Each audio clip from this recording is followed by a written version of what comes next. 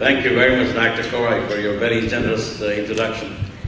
I see a lot of ambassadors, excellencies, distinguished officials, government officials from Philippines and other places, many distinguished guests, ADB board members, colleagues, friends, ladies and gentlemen. On behalf of the Asian Development Bank and on behalf of the President, let me welcome you to the Asian Development Bank building. I'm really honored to speak this morning on the importance of regional cooperation in the changing global economic landscape. I think the emphasis today is the changing global economic landscape. I feel, and I'm sure this morning will fulfill one of the prerequisites for successful cooperation, that to me and I believe is knowledge sharing and effective dialogue. Whether by direct cause or coincidence, it seems that regional cooperation always increases in the aftermath of a crisis. The challenge to sustain the momentum of effective collaboration once a crisis has passed. That's the real challenge. During the crisis, we all remember, we worked. After the crisis is gone, we tend to slow down. And that is one message really I want to pass on today. This is essential, I think, to continue working after the crisis is over. Is essential to ensure macroeconomic and financial stability for future crisis prevention, and to build resilience against potential disruptive shocks from within and outside Asia. But cooperation is much more than dealing with crisis. Let me mention a few benefits of this regional cooperation. First is the framework within which economic integration can thrive. Integration, we know, expands markets and input sources. It better allocates resources across the region and thus accelerates economic growth.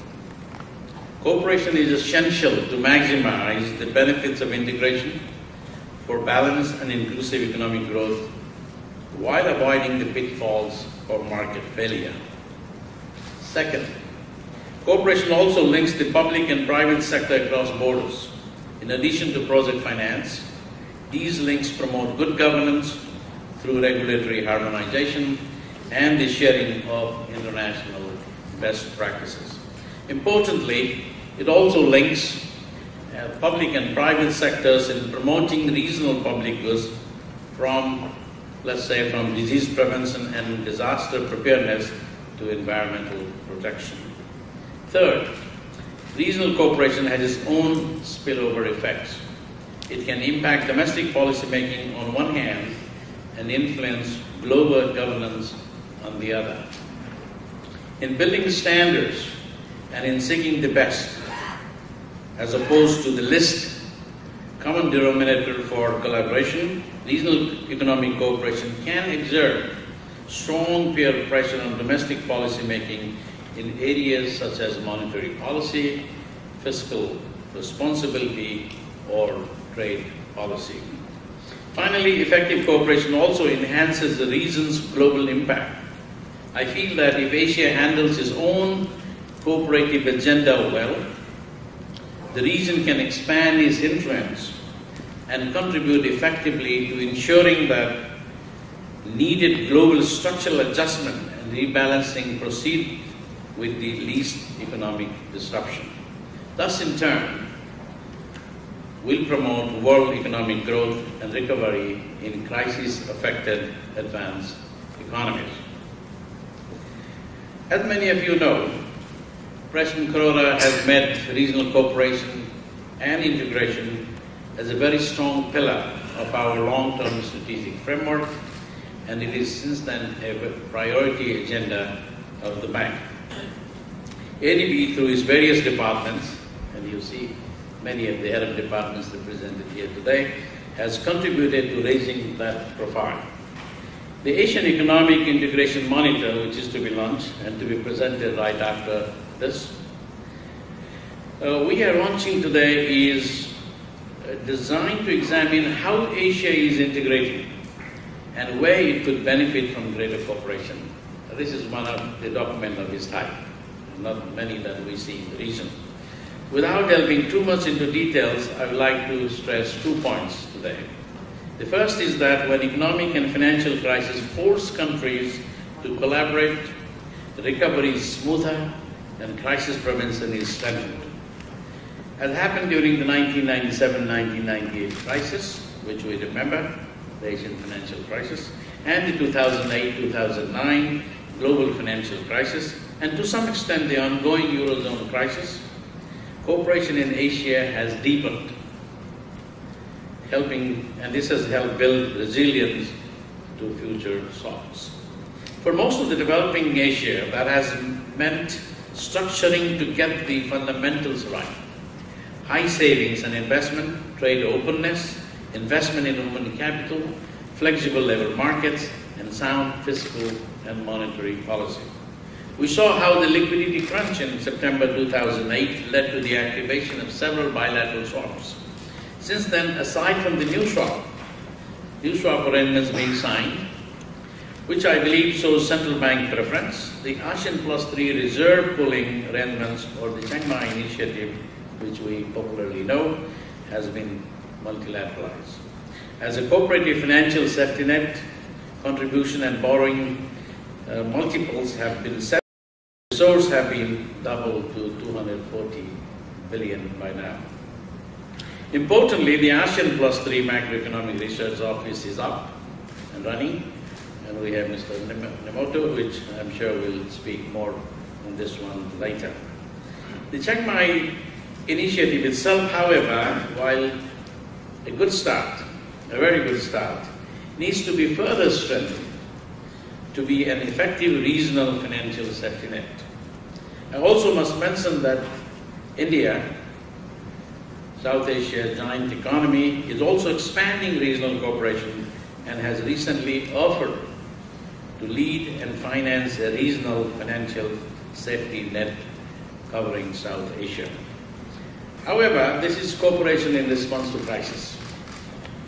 That leads to my second point, and which is, I think that we can't allow cooperation to lose momentum when recovery is secure, growth is robust, and demand is strong.